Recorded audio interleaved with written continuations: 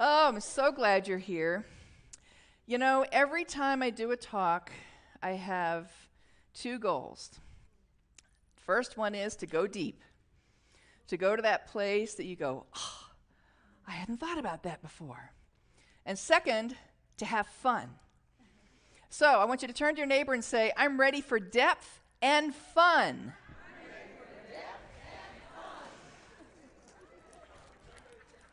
So I'm going to throw out some wonderful little messages. If you get one, that's not by coinky dink, right?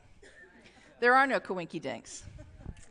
So they'll each have a number on them, and on there, when it comes that time, if I say, okay, who's got number one, who's got number two, I'd like you to stand up and read it aloud, okay? So if you don't want to do that, please don't pick this up. So, of course, I send it right to where nobody wants it. Oh, look at that. Okay, I don't know if I can go back that far, but... Oh, you know, Janelle, go over and get one. Come on. Oh, I clearly don't... I know, I don't have an arm, do I? No Jackie Robinson here, but...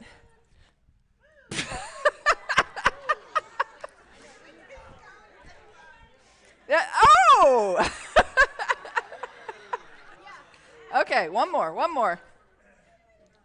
Ophia, that's yours. Okay. All right, so who's got number one? Who's got number one? Yes, all right. So please stand up and say it loud, please. Are you ready to live like a jumping mouse? What a wonderful question to ask ourselves this morning. There sounds like there might be a really intriguing story to go with that. So there's a wonderful Native American story about Jumping Mouse. And Jumping Mouse was just a regular old mouse before he was Jumping Mouse. He was an ordinary mouse, but he couldn't stop hearing the roar of the rushing waters, which was an indication of spirit or source. So he kept hearing this, and he's like, I know I have to go on a journey to find where this rushing water is. So he started off on his journey of awakening. As he's on his journey, he meets a frog. And the frog says, now you know, if you're going on a journey of awakening, you have to learn how to jump. You have to know how to jump. I want you to put all your strength into those hind legs, and I want you to jump. Well, at first, the mouse jumps, and it's this pitiful little jump because he doesn't have very strong legs. And then he tries it again, another pitiful little jump, but then he goes, oh, I really want to do this right. And so he, with all his might, he puts all of his strength into his hind legs, and he jumps. And he finds himself falling now into the mystical river of life. He's terrified, but that's where the magic has happened. Because as he jumped, as he was on the apex of the jump, he saw the mountaintop. He saw that mountaintop where he knew that's where Source was. That's where Spirit lived. That's where he was one with everything. And as he saw that, he knew that that was a destination that he could indeed reach. He had the potentiality, the possibility now in front of him. So after that, Jumping Mouse became his new name. And this is what he found. He could no longer creep and crawl like an ordinary mouse. He had to now jump. Now, if you see the picture of this jumping mouse, because they really are jumping mice, this is called the meadow jumping mouse. They're here in North Carolina. They're all over the United States and Canada. But you see his bottom feet actually are longer. And his top paws, I guess that's what they're paws, they're actually shorter. So it looks very different than a regular ordinary mouse. And they can't crawl. they can't creep along like an ordinary mouse. They have to bound from place to place. Once we've set off in search of home, that spiritual place deep within us, we can't creep or crawl anymore. Now we are taking leaps of consciousness. We are bounding from one destination to another. And when we try to creep and crawl, it doesn't work anymore, does it? We actually find that what once worked no longer will allow us to move forward in life. This is not an easy way to live. In fact, it becomes quite difficult at times. Can anyone attest to this? That when you make that choice, just like in The Matrix, when Neo makes that choice, you can't go back. You have to be in that place that says, okay, I'm jumping mouse from here on out. I can't crawl anymore. I've got to leap. And sometimes I don't know what's on the other side of that leap. Can I get an amen to that? Yeah. Sometimes I have to trust that where I am leaping to will have a wonderful place to land. That's a difficult way to live. So Jumping Mouse, as the story goes, now has great adventures. Sometimes those adventures are wonderful and fun, and sometimes they're terrifying because he does not live like an ordinary mouse. And he has encounters along the way, and he finds friends, and he knows that this is the way to his source, his home, that space within him that is one with all. This is how to live like Jumping Mouse. And this is the way to our true self, is it not? This is the way that we are all meant to be. And once we cross that threshold into the life of Jumping Mouse, we cannot go back to what was before. I am in the midst of that right now. I am in the midst of what some actually, Carolyn Mace actually calls it spiritual madness. When you, and I'm not talking about anger here. I'm talking about where you're going, I think I'm going crazy, because sometimes I just don't know if this is right or not. But when you're such in the newness, you don't even know what the old does not even appeal to you anymore, and you have to be in the new. All of a sudden, the whole realm changes. Are you with me? Yeah. And when we're in that place, we start doubting ourselves and really wondering, oh my God, I wish I could go back to that old sometimes, but I know that I can't because I'm Jumping Mouse now. And I have to bound. I have to leap. I have to trust. I have to know. I have to know. That's the wonderful space of living in the mystery. That's what we're going to talk about this morning. Who's got number 2? Number two? All right, Ophia, stand up and tell us what it is. You are here to live an extraordinary life. What a coinky-dink that Ophia gets that.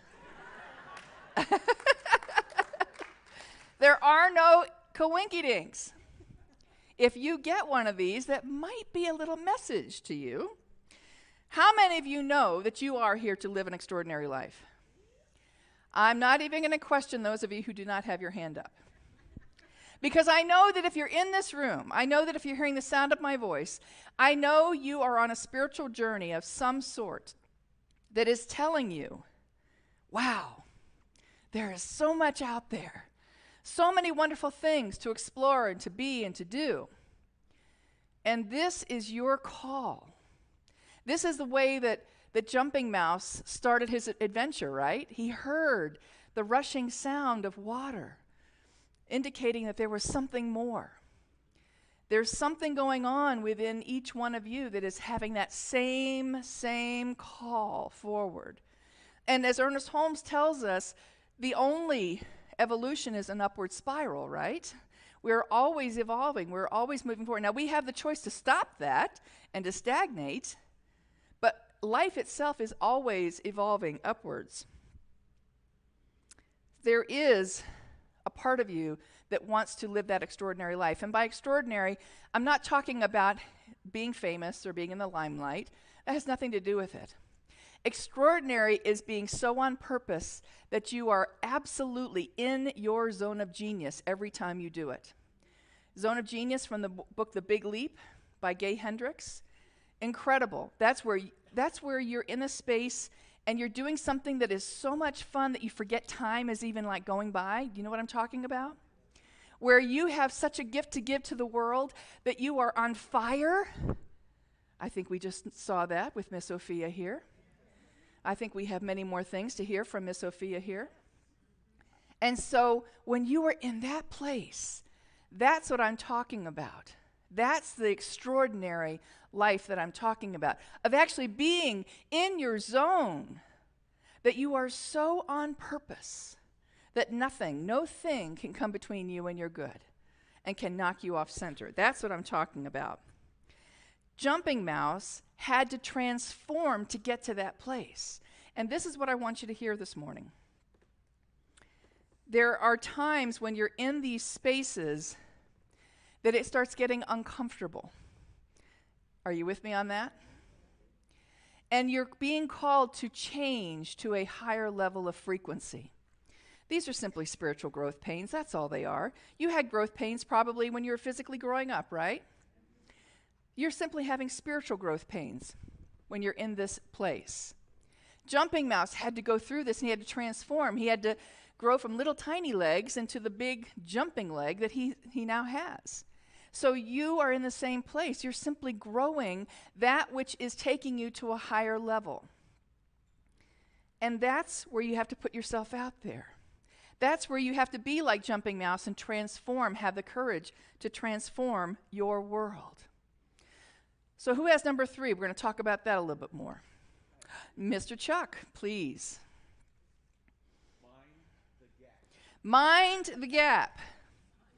Mind the gap. Now, this comes from my very good friend, Reverend Kathleen in Prescott, Arizona.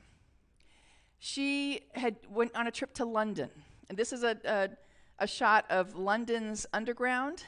They also call it the Tube, which is their underground subway system. And she said every time the train would stop at a station, this very pleasant British voice would come on, female voice would say, "Please mind the gap. Please mind the gap." And what she was referring to is when you're stepping off of the train, there's a little bit of a gap there that they want to make sure. Apparently, I'm figuring that if they're saying that, somebody put their foot down the gap once or twice. So she's saying, "Please mind the gap." And Reverend Kathleen was telling us when she came back from her trip that that was such an appropriate thing for her because that's where she was in her life at the moment. You might be in the gap in the moment. As a matter of fact, when we're talking about stretching and growing pains, you might actually, here's the subway, shot of that. You might feel like this. You might feel like that one foot is still on the old side, but you're like reaching for the new and you don't quite, you just don't know how to get there yet. And it's pretty uncomfortable. And it's stretching you. And it's growing you. That might be an indication that you are in the gap of transformation. You are simply moving from one place to another in the transformative part of this. Please mind the gap. Mind the gap, because when we're in that place, you're saying, yes, I know the old life was great, but I'm ready for the new. I'm ready for the new. Say that, please. I'm ready for the new. And as you say that, you are preparing yourself for a greater level of experience, which might stretch you some. Now, I have great news about this, because this is what kind of way I feel right now. What I have learned, though, is while I'm living in the mystery, that I'm actually building a bridge. I'm actually finding pieces of the puzzle to my life, my purpose, my reason for being, And I'm finding those pieces, and I'm building my own bridge. And I step out a little further, and I find another piece, and I step out a little further. Are you with me? Yeah. So this actually makes sense to me. When you're in the midst of sometimes, though, you want to go back, you feel like you're in the old picture, but this is really what's happening. I still can't see how I'm going to get to the other side completely, but I know that the pieces are coming to me bit by bit. And I'm able to just go, you know what? That's all I need for today, right? I just need to know what's happening today in this moment. I don't need to see 3 years ahead. I remember when I'd planned my entire life out. Do you remember when you were that young and stupid? I had planned, in my teens, I had planned my entire life out. By this time, I'm going to be married. By this time, I'm going to have this job. What a waste, right? What's that old phrase? Man plans, God laughs. And so when we're in this place of just trusting that every single moment we have exactly what we need, at the moment that we need it, that takes great courage and great trust. This is a walk by faith. If you are in New Thought, if you are in religious science, you have chosen the most high level of experience. I want you to know that. This is not for sissies. This is not for the faint of heart. This is for those of us who have said, I'm here to live full out. I'm here to be on purpose as much as I possibly can. I'm not perfect, and there are moments when I stumble, but I get back up again. That's what it takes to live the kind of life we're talking about here. Many people think that when I left here as associate minister, I went to another job. I did not. I simply was told that this wasn't the right place to be leadership-wise, so I moved on. I have a couple clients of marketing that I really enjoy working with, but I've been looking for part-time and even full-time work, and nothing has been coming through. And I've been really mystified by that because I've never had an issue like this before. I've got lots of skills. And so I actually got an interview for a position. It was a part-time position. They gave me 2 tests. I passed them with flying colors. I went to the interview. I did really well with the interview. And I thought, this is it. I got it. I got the call the next morning. I'm sorry, we selected another candidate. And I was like, really? I was really shocked. And as soon as I hung up the phone, I just started sobbing because I had been counting on that. You know how when you think, I got this, and then all of a sudden it's not there anymore? And I was talking with a friend, a very wise friend, about that. I said, I got my hopes up and they kind of got dashed. And she said, it's not that you got your hopes up. It's that you were looking forward to not having to live in the not knowing. I told you she was wise. She said, you thought, I don't have to live in the not knowing anymore. I got this. I can handle this. Because isn't that what we as humans want? We want to know. I got this covered. And I still didn't have it covered. And I was ticked off that I didn't. And I realized in that moment, that's where I needed to surrender. That's where I needed to surrender. And just know that everything that had been very easy to me before, which was not working now because I'm jumping mouse now, I'm different. It's not working now. That's okay. Things get stripped away because you don't need them anymore. Are you with me? Some of you are probably on the same journey, aren't you? And so, surrender has not ever been a word that I've liked because it's the symbol of the little white flag waving, giving up. Yes, just like that.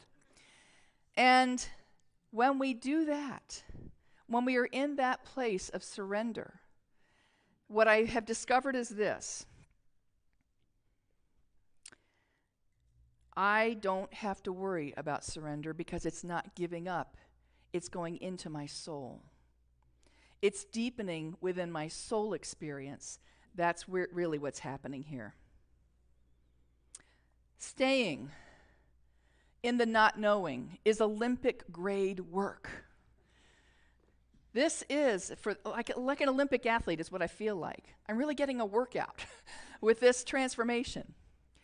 And that's what we're talking about here. It's Olympic grade work, and if you don't want to sign up for it, that's okay. Just know that what you reap is what you have sown. So I'm willing to sow right now. I'm willing to sow. Who's got number 4? Therefore, surrender is the price of admission. Yes, surrender.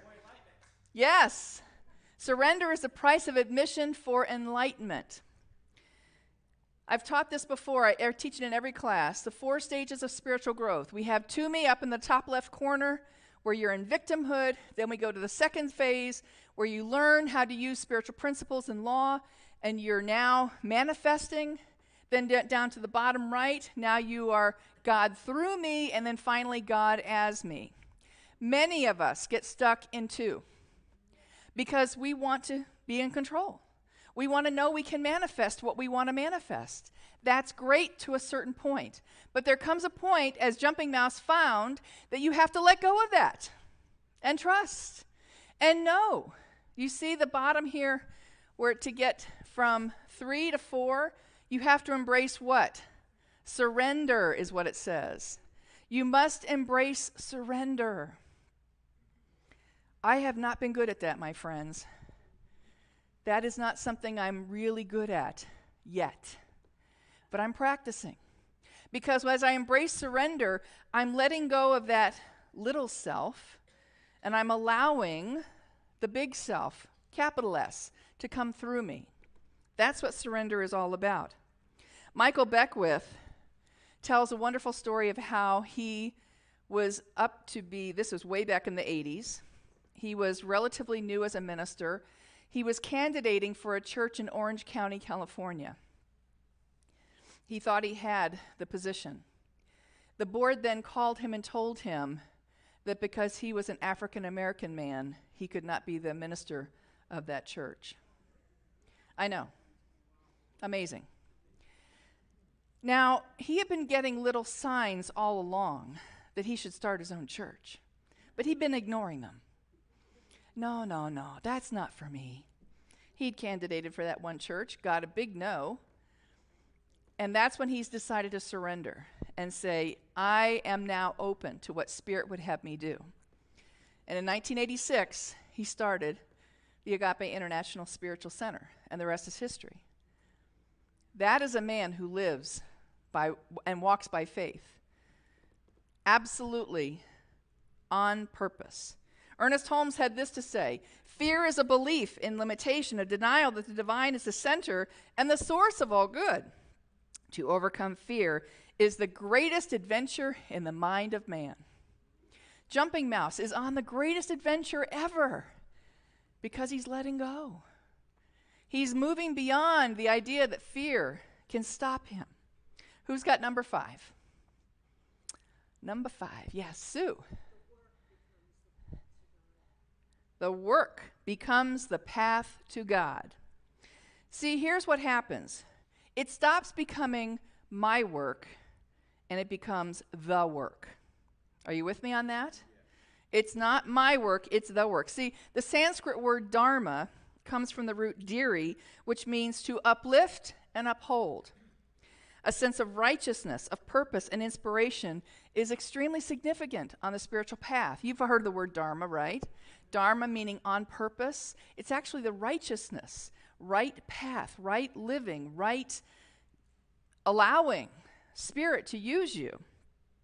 Susan B. Anthony.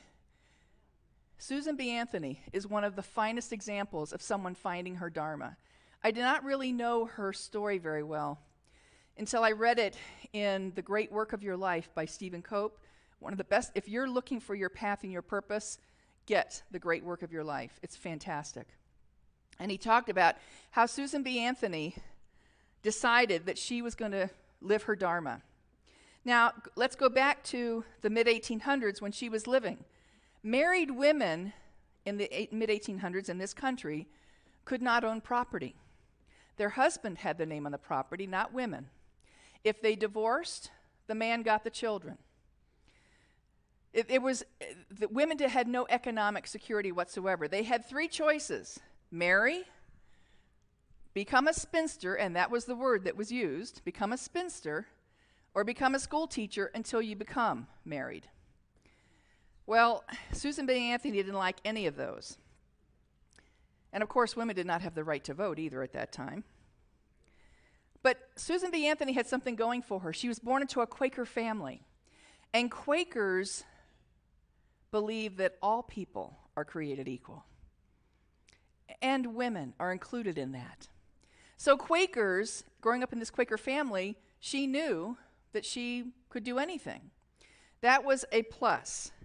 So she became a school teacher, but then at age 25, she decided, I don't need to get married, thank you very much. I think I've got things to do in this world. So she moved on, and she declared, I want you to hear what her dharma here is. She said, I must concentrate all of my energies on the enfranchisement of my own sex. On the enfranchisement of my own sex. That was her dharma.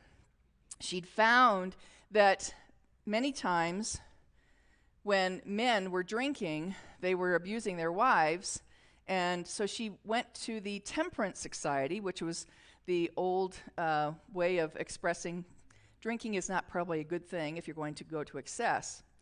But women were only allowed to sit on the sides of the room and be quiet. At the end of the meeting, she rose to speak. And this is what one of the gentlemen who was leading it said to her. The sisters were not invited here to speak, but to listen and learn. She didn't take that too well. She stormed out of the meeting, most of the women following her, and she decided right then and there, if they can't play with me, I'll go find my own sandbox to play in. And she formed her own women's temperance society, and soon she was speaking everywhere, all over. And she became a leader in women's rights.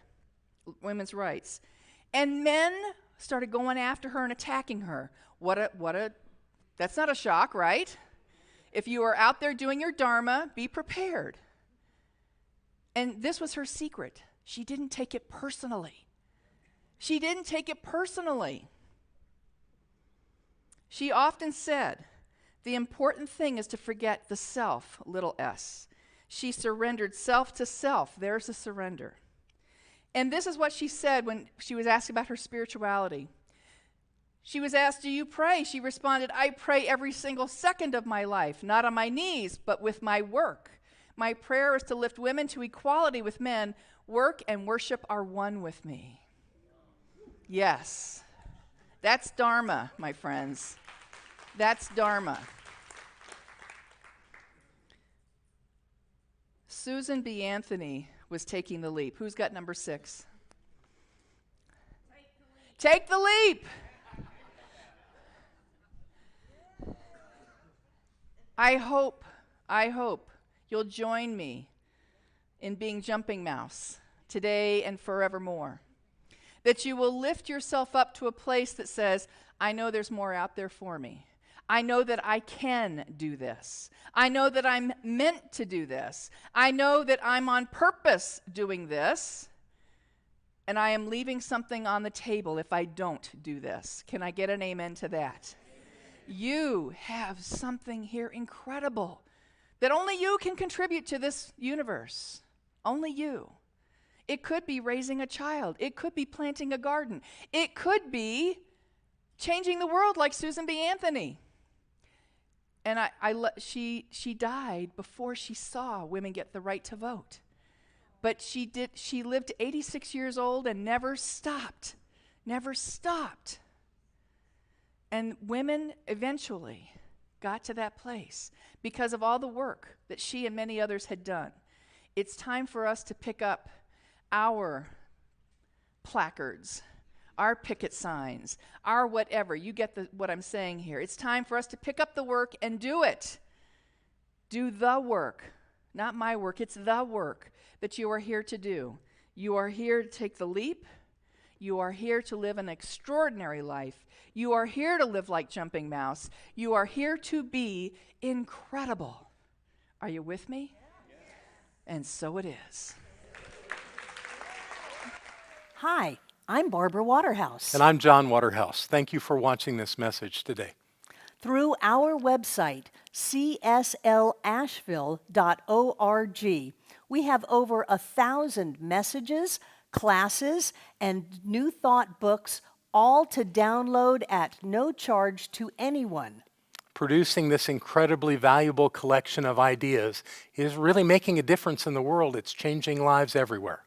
Please go to our website, cslasheville.org, and click the Donate button. You can support this life-changing ministry, and when you do, we'll send you a note of thanks and also put you on our daily prayers. By doing this, you're helping to raise the consciousness of people across the entire globe. We're changing lives together, those lives that are being more prosperous, more healthy, and more joyous. Thank you for being a part of this important work and supporting what we do here at CSL Asheville. Thank you.